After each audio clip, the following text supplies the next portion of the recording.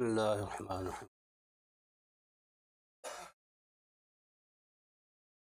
نحمد ونصلي على رسوله الكريم. وبعد.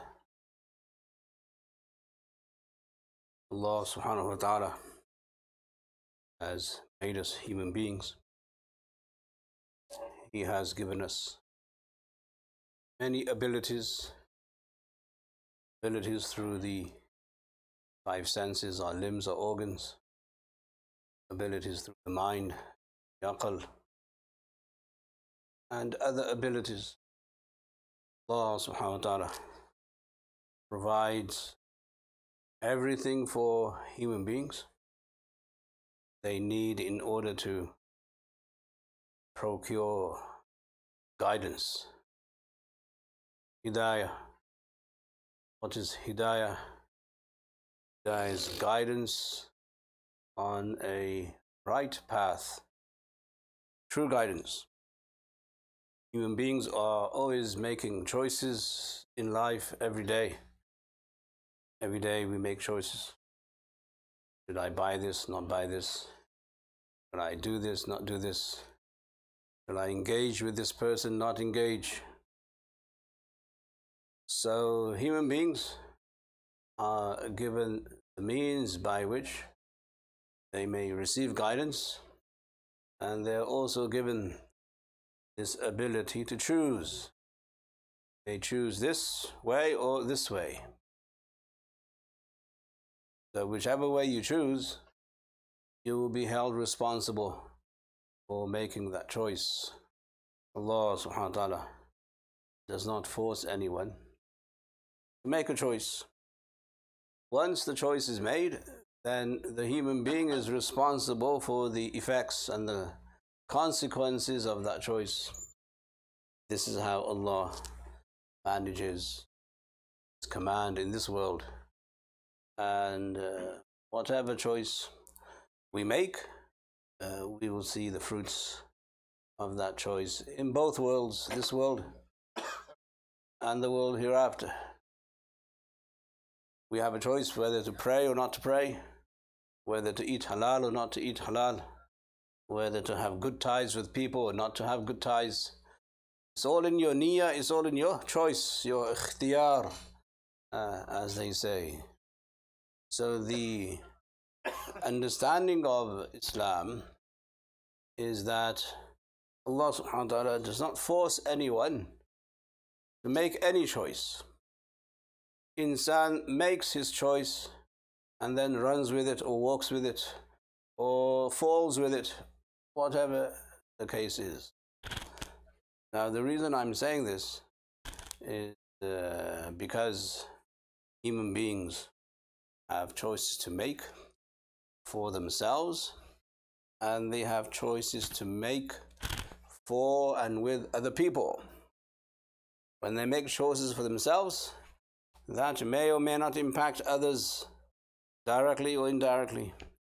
But when they make choices with and for other people, then you're talking about a community, a society, a civilization. And this is how you must see the way Sharia works. That Sharia works on huququllah and huququl ibad, the rights of Allah and the rights of people. The word haqq or huquq in Arabic has several meanings, unlike the way you might want to translate it in English. In English it means right, as opposed to something that is not a right. And so on. So we see Allah subhanahu wa ta'ala wants us to do things for His sake, and we do that for His sake if we make the right choice. And there are things Allah subhanahu wa ta'ala wants us to do, although for His sake, but it has applications, implications upon other human beings who are part of you, part of the community, part of the society. So in early Islam, the Prophet ﷺ mentioned all of these actions in which there was huququllah and huququl ibad, the rights of Allah and the rights of people. So he said that if you go to sleep, for instance, knowing that your neighbor is hungry, knowing that your neighbor is hungry, then you don't have iman, you don't have faith, because you're not providing for someone who's living close to you, next to you, as your neighbor. So now you have a choice. The choice is, you can be kind to your neighbor, go and give him some food, or you can not be kind to your neighbor and just go to sleep knowing that he's in hunger. This is how the Prophet ﷺ now related this social act with Iman, with Islam. That part of a Muslim's duty is to serve Allah by serving other human beings, known as khidmah, known as service, and so on. So now you may have prayed Isha, but if you did not feed your neighbor, then there's something wrong with you.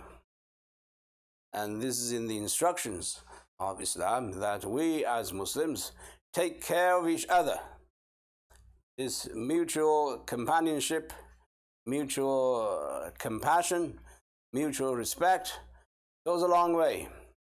And the way to do that is to show compassion and show respect.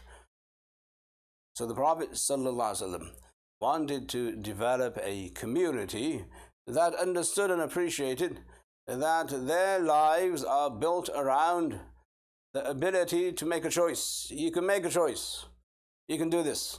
Or you can choose not to do it, but at the same time, it will be impacting the society if you don't choose the right choice. Now, creating a neighborhood and a community and a society is part of our Islamic ideology and our Islamic theory and so on.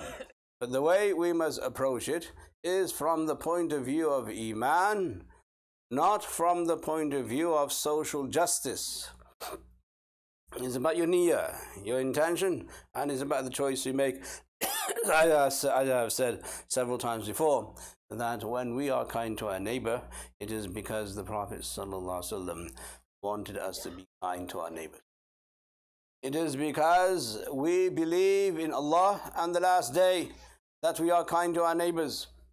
It is because we anticipate and hope for reward from Allah on the Day of Judgment for doing this work, meaning the work we do and the choice we do is to be calculated in the akhirah, in the hereafter, not in this world.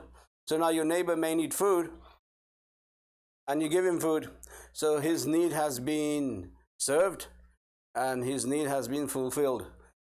But you still have another need. That need is that you want to be rewarded for this act on the Day of Judgment. This is what compels you as a Muslim. This is what makes you different from non-Muslims. That a non-Muslim will help, and they should help. And we should also help, but we should help more. But more than that, our niyyah has to be very different. The choice we make must be on the niyyah, because the niyyah is also our choice. We can make a good niyyah and we can make a bad niyyah. إِنَّمَا الْأَعْمَالُ بِالنِّيَّاتِ, as the Prophet ﷺ said. So we may make this niyyah that I want to help my neighbor, and that's the end of the story. Or we may make this niyyah that I want to help my neighbor in the hope that Allah will reward me, which is futuristic, which is visionary, because you're thinking about something on the other side.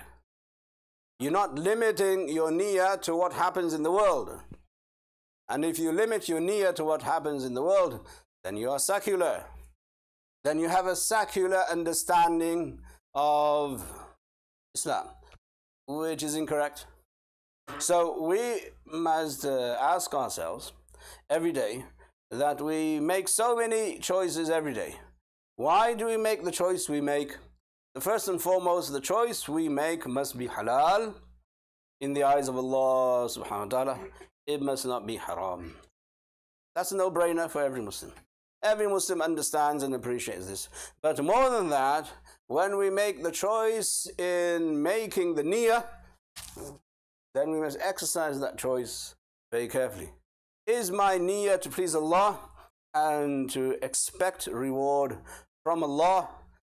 This, by the way, expecting reward from Allah is very Islamic. Some people say, you must do things just to please Allah and whatever. So the hadith says otherwise. The hadith includes imanan wa ihtisaban, both. Based on your iman and your anticipating reward, ihtisab, that you want Allah to reward you for this, is both, not just one. Some people say it's just to please Allah. That's fine. But Allah's pleasure will be displayed on the Day of Judgment by what? How is He going to show you His pleasure? He's going to show you His pleasure by giving you reward. So now you make intention and niyyah for both. You're pleasing Allah and you're hoping for reward, and the reward is everlasting. The reward is everlasting. If you make the niyyah, I want to help my neighbor and feed somebody, then that reward is very limited. It'll take care of him for 6 hours, 12 hours, maybe a week, or whatever amount of food you want to give him. But beyond that, there's nothing. But if you make the niyyah, Allah wants to reward Allah, that you want Allah to reward you, then that niyyah is eternal, because in Jannah you will be continuously rewarded for that act and for that deed. So by giving your neighbor a cup of water, milk, or some food, you will receive eternal reward. So now, this is why the Islamic theory and principle works, that through one act, your choice that you make, you have a choice to help your neighbor or not to help your neighbor. That's one choice.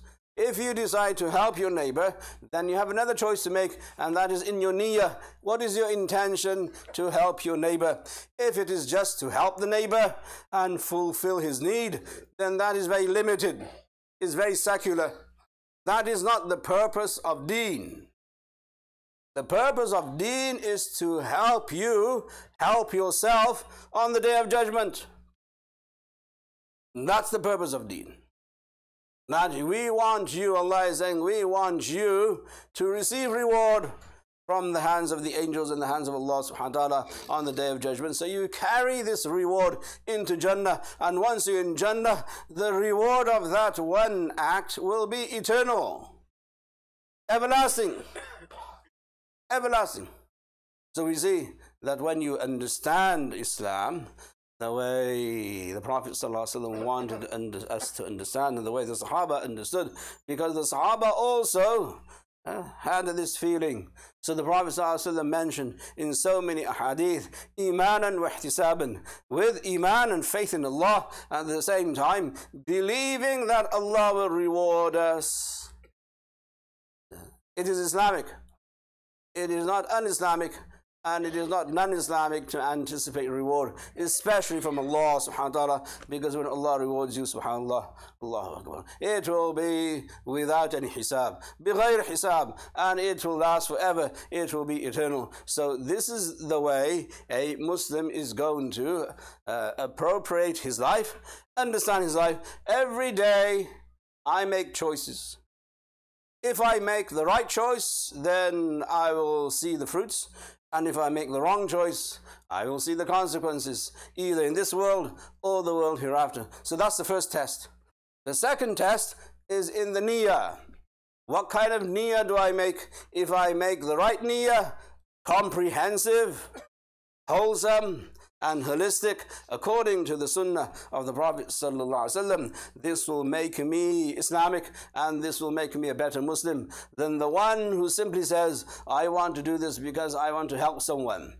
Helping someone is only a means for us to receive reward from Allah on the Day of Judgment. So that comes back to us. وَمَنْ جَاهَدَ فَإِنَّمَا يُجَاهِدُ لِنَفْسِهِ. Whoever sacrifices, he sacrifices for himself, because the reward will come back to him.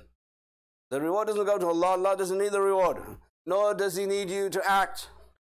This is all about you. So when we appreciate Allah subhanahu wa ta'ala, His word, and the Prophet sallallahu alaihi wasallam's words, and the moral living example of the Sahaba, then we see now that Islamic is such a dynamic religion that for one small deed, you can reap the benefit of that deed eternally. Eternally means you're visionary. Well, when we talk about a visionary is somebody who thinks 5 years ahead, 10 years ahead, 20 years ahead, 50 years ahead, 100 years ahead. But a Muslim by definition is a visionary. Why? Because he's thinking about the akhirah. By definition, you have to be a visionary because you're thinking about something after death. You're crossing the bridge of death and you're going beyond that into eternity. So, my dear brothers and sisters, you understand Muslims are supposed to be visionaries. Why? Because you're thinking about after death. You're thinking about your life and your reward in eternity in Jannah. This makes you a visionary in the eyes of Allah, in the eyes of the Rasul. But what happens? Because we, unfortunately, are so impressed by a secular understanding that the world works this way, we fail to become visionaries. And we say it's about helping people. Islam is peace. That doesn't mean that. What it means is that Ibrahim alayhi salam forecasted through his dua that the Prophet ﷺ will come and he will take care of the Haram and the Kaaba, which is thousands of years before his time. And he made the dua. He made the dua, whatever that dua is. Thousands of years before the Prophet ﷺ came, Ibrahim ﷺ made a dua for the Prophet ﷺ to come and then take care of the Kaaba and the Haram, which he did. Thousands of years. Now you see that Ibrahim ﷺ is a visionary. And the Prophet ﷺ said, I am the result of Ibrahim ﷺ's dua. He acknowledged the dua of his grandfather Ibrahim. I am the result of Ibrahim ﷺ's dua. So in this world, being a visionary means that you can think further than your nose. You can plan for tomorrow. While 401ks are retirement and pension plans and funds, all of that is visionary. Why? Because we're thinking 20 years ahead. 30 years, 40 years. But when the Prophet said, think about death, what's he doing? He is not making you morbid. People say, why are you talking about death all the time? He's not making you morbid. He's not saying that you have to think about death this way. Think about death as a visionary that you want to take forward and send forward, like you send your money to your 401k and your pension plan. Send it forward. Ma qaddamat yadah, the Quran says. Send your reward forward so that you meet your reward after death, on the day of judgment, where Allah will reward you. That is being a visionary. So now what you have done is you have desecularized your understanding of Islam, which is what it's supposed to be. The Sahaba were geniuses because they always thought about the hereafter. Always thought. Super geniuses. Abu Ayyub Ansari, radiyallahu anhu, Allah yarhamu. Obviously we know where he's buried, Istanbul. He was in the path of Allah as an old man. He was not the leader.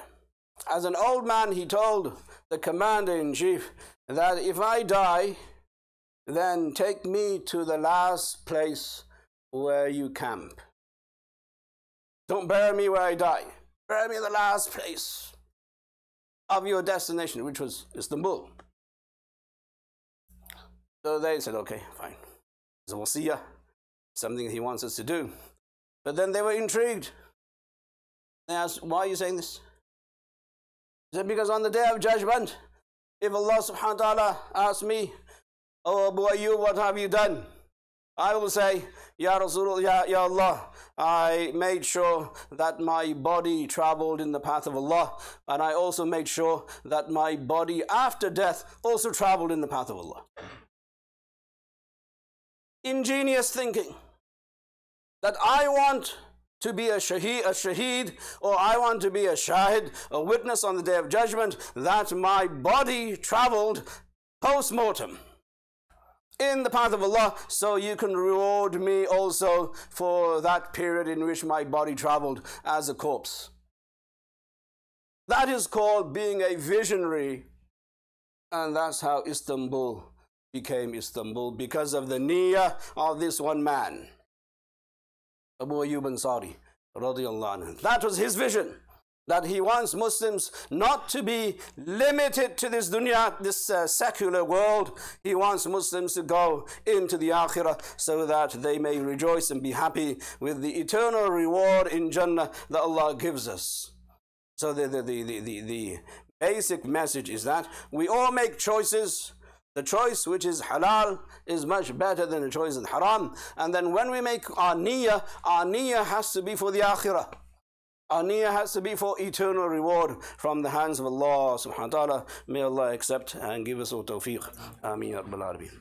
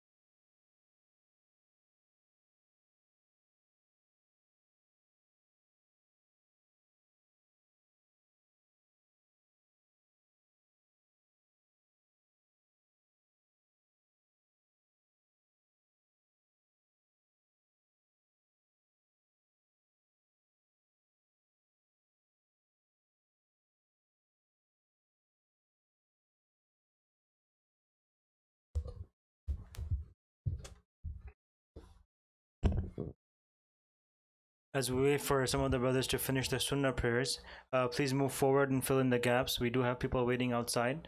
Inshallah, I request you to fill in these small gaps. One person comes forward, inshallah. We'll accommodate everyone. Jazakallah. Alhamdulillah, we are very excited to announce that the MSI General Body has given the approval for a Phase 2 expansion of MSI. This involves purchasing the adjacent south property and also adjacent houses on Arlington Lane.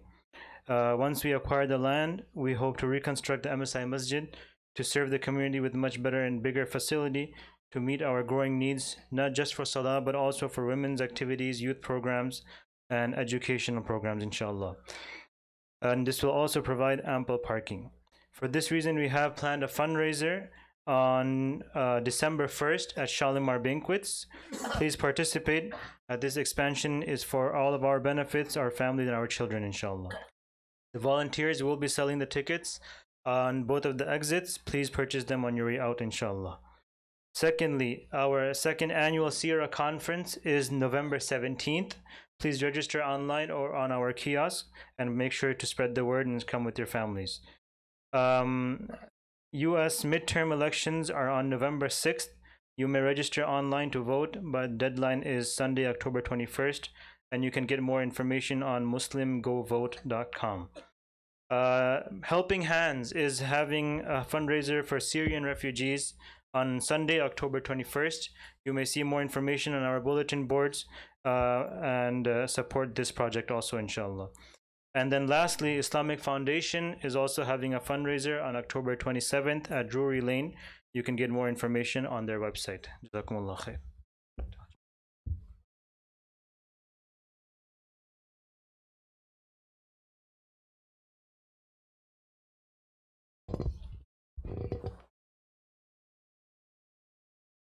Allahu Akbar, Allahu Akbar. Allahu Akbar, Allahu Akbar. أشهد أن لا إله إلا الله. أشهد أن لا إله إلا الله. أشهد أن محمدا رسول الله. أشهد أن محمدا رسول الله. حي على الصلاة.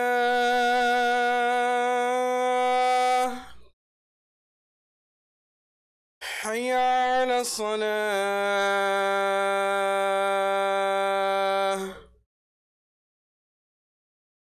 حي على الفلاح.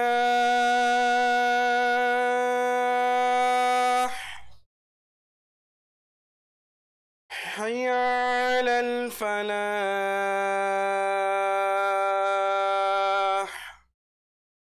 الله أكبر، الله أكبر. لا إله إلا الله.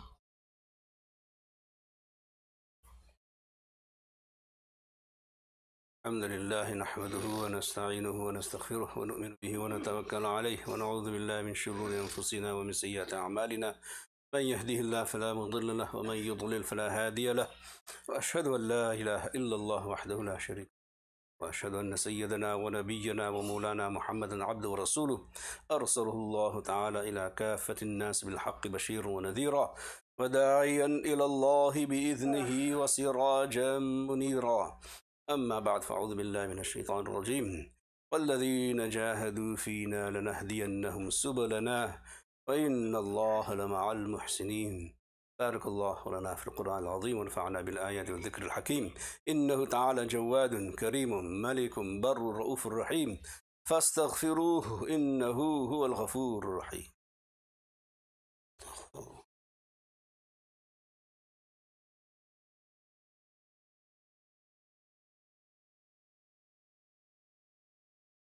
الحمد لله حمدا كثيرا كما أمر، وأشهد أن لا إله إلا الله وحده لا شريك له إضغاما لمن جحد به وكفره، وأشهد أن سيدنا ونبينا ومولانا محمدا عبده ورسوله سيد الخلائق والبشر. أما بعد، فأعوذ بالله من الشيطان الرجيم. بسم الله الرحمن الرحيم. إن الله وملائكته يصلون على النبي يا أيها الذين آمنوا صلوا عليه وسلموا تسليما. اللهم صل على محمد وعلى آل محمد كما صليت على إبراهيم وعلى آل إبراهيم إنك حميد مجيد. اللهم بارك على محمد وعلى آل محمد كما باركت على إبراهيم وعلى آل إبراهيم إنك حميد مجيد. ربنا اغفر لنا ولإخواننا الذين سبقونا بالإيمان ولا تجعل في قلوبنا غلا للذين آمنوا ربنا إنك رؤوف رحيم. عباد الله رحمكم الله، إن الله يأمر بالعدل والإحسان وإيتاء ذي القربى وينهى عن الفحشاء والمنكر والبغي يعظكم لعلكم تذكرون. فاذكروا الله يذكركم وادعوه يستجيب لكم ولذكر الله أكبر والله يعلم ما تصنعون. أقيم الصلاة. بسم الله.